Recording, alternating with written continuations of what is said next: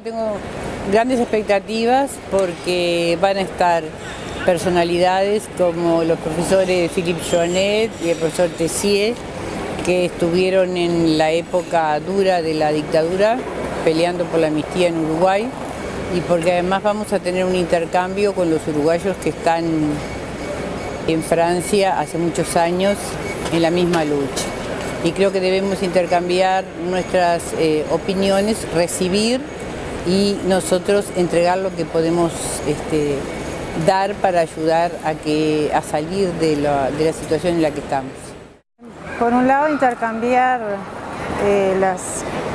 diferentes visiones que puede haber respecto a lo que está pasando en Uruguay, al escenario jurídico que se está dando, y por otro lado también difundir lo que esta situación que tiene Uruguay en cuanto a cómo se está aplicando o no aplicando correctamente el derecho internacional. Vamos a presentar testimonios, análisis de lo que pasó, y vamos también a estar entre nosotros discutiendo cómo se puede avanzar en este país en materia de derechos humanos con esta cuestión un poco contradictoria de que se avanza en la legislación, luego se retrocede, la Suprema Corte de Justicia da marcha atrás lo que conseguimos avanzar, luego algunos fiscales y algunos jueces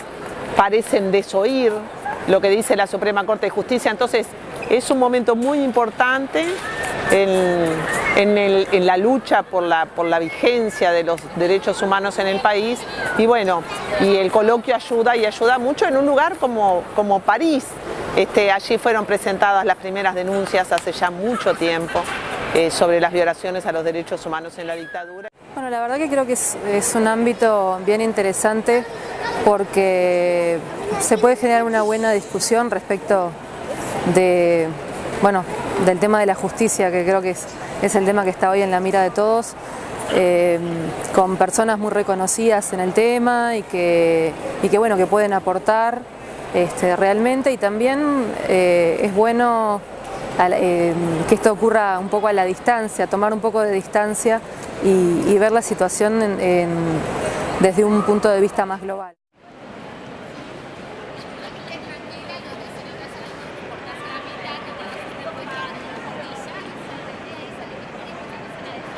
No me atrevería a decir que un giro, por lo menos hay posiciones interesantes que llevan a pensar que muchos jueces se están rebelando contra la posición de la Corte, y que vamos a tener no sé cómo decirte, porque la academia en el Uruguay está en otra posición, y si los jueces empiezan a abrir camino, podemos trabajar sobre ese punto. Ahora, no todos los jueces opinan igual. Hay que pensar que son 3 jueces que han hecho esto y que hay otros jueces que todavía se aferran al derecho interno. Espero que sí, o sea, espero que lo que haya pasado sirva para dar impulso a que otros colegas y otros fiscales apliquen derecho internacional como corresponde que sea, ¿no? Yo creo que ante esta intransigencia de la actual Corte de Justicia así constituida en su nueva constitución, a un tema que no solamente está permeando crecientemente a la sociedad y está permeando también a la propia clase política, sino a la ciudadanía en su conjunto, yo creo que esta intransigencia, esta impermeabilidad, este amurallamiento, por usar las palabras de Río Alpino, está trayendo como contrapartida que se levanten jueces, que se levanten fiscales, porque estos jueces y estos fiscales, algunos de las nuevas generaciones, como la propia Mota lo es, algunos jueces y algunos fiscales van crecientemente entendiendo que tienen que cumplir lo que la Corte Interamericana de Derechos Humanos sancionó para el Uruguay, que tienen que adaptarse a la normativa internacional en materia de derechos humanos, y que defender a rajatabla, como defiende la Suprema Corte de Justicia, el principio de la irretroactividad de la ley penal, para que este país no pueda procesar a los culpables por gravísimas gravísimas violaciones a los derechos humanos en la dictadura, gravísimas. Estamos hablando de asesinato, estamos hablando de tortura sistemática, estamos hablando de violaciones por gravísimas, insisto, por gravísimas violaciones a los derechos humanos. Bueno, está produciendo un choque entre la base del sistema o algunos elementos de la base del sistema, algunos jueces, algunos fiscales y la Suprema Corte de Justicia. Yo creo que el tema decididamente en el ámbito de la justicia y referido a los operadores judiciales ha tenido un cambio y bueno, a raíz de poner un poco en el tapete el tema de la normativa internacional, pero también se ha tenido la oportunidad, creo que se ha creado un marco favorable para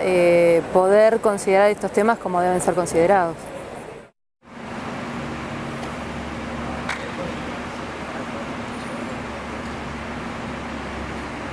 Es importante para todos los países. No creo que se le ocurra a ningún país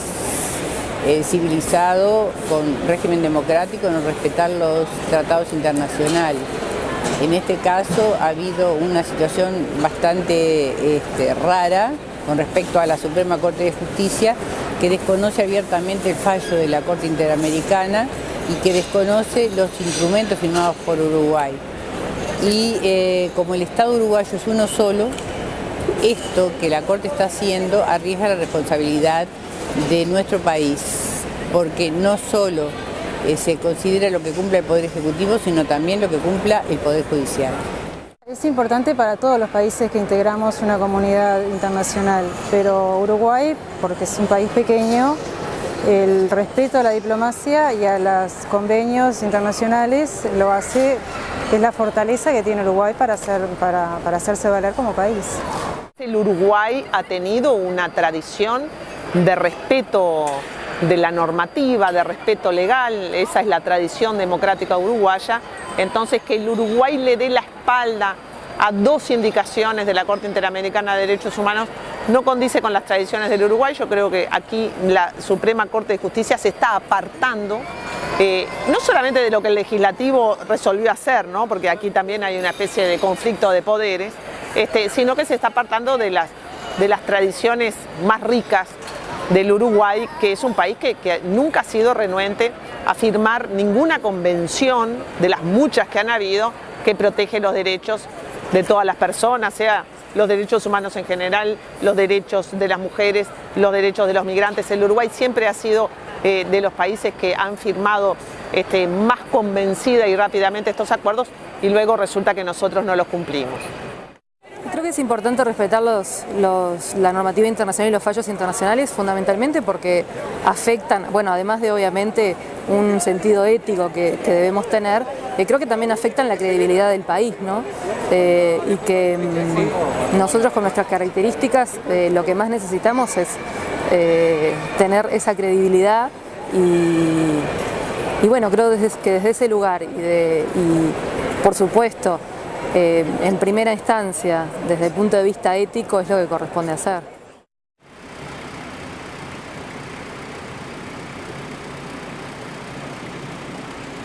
Si consideramos lo que pasó después del dictado de la ley de caducidad, el silencio de la década del 90, creo que a partir del 2000, 2003 empezamos a avanzar. Algo se ha avanzado. Y en este momento puede haber riesgo de que se quede un poco frenado ese impulso que teníamos de aplicación del derecho internacional y de procesamiento. Hay varios militares procesados, pero hay muchas más causas en las que tendrían que seguirse los juicios en forma adecuada y no tenemos los medios. Se avanzó sí, pero comparando con otros países de la región estamos todavía muy atrasados. Si uno lo ve con los fallos, con los hechos que pasaron de febrero para adelante, uno puede decir que no avanzó, pero por otro lado, el que siga habiendo pronunciamientos judiciales y actuaciones de fiscales que siguen aplicando el derecho internacional y lo que ha llevado también todo esto a que se conociera la situación, creo que hay que tomar como que se avanzó en el conocimiento de las investigaciones y en la necesidad de que se sepa la verdad. En ese sentido creo que sí que se avanzó. Bueno, esta marcha del silencio tiene esta consigna, y la consigna es, las marchas del silencio han ido cambiando, ¿no? Primero se pedía verdad, luego se empezó a pedir justicia. Si uno hace la cronología de las consignas de la marcha del silencio, se da cuenta que empezamos a pedir poquito y vamos pidiendo cada vez más. Y ahora es, la justicia no avanza en Uruguay, ¿por qué? Y bueno, en este momento el por qué está centrado en la Suprema Corte de Justicia, en el fallo de inconstitucionalidad contra la imprescriptibilidad y en la propia actitud del presidente de la Suprema Corte de Justicia de decir que cualquier intento de los jueces, de los fiscales por avanzar en materia de derechos humanos encontrarán la muralla de la Suprema Corte de Justicia. Entonces, en este momento, la política ha avanzado a través del Ejecutivo, ha avanzado a través del Legislativo y nos estamos encontrando con una resistencia, con una muralla que en este momento está concentrada fundamentalmente en la Suprema Corte de Justicia. Si la Suprema Corte de Justicia no revé sus posiciones, habida cuenta de hasta estos fiscales que recurrieron, ¿no? por declarar a estos jueces parciales en la causa, si la justicia no revé sus fallos o no cambia su constitución, el Uruguay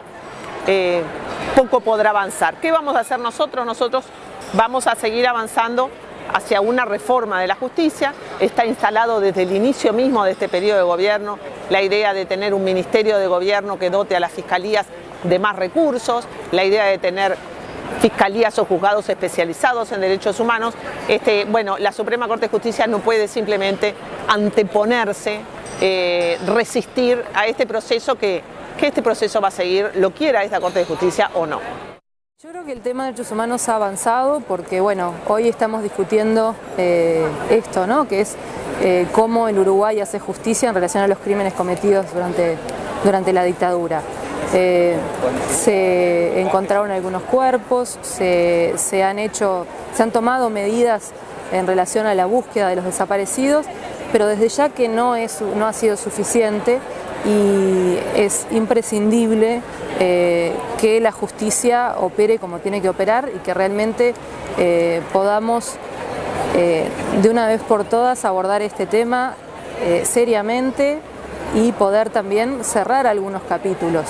Decididamente el tema va a seguir abierto por mucho tiempo más,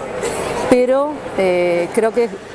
está bueno poder avanzar y no quedarnos siempre en la discusión de cómo vamos a hacer para hacer justicia. Creo que como país nos merecemos la justicia.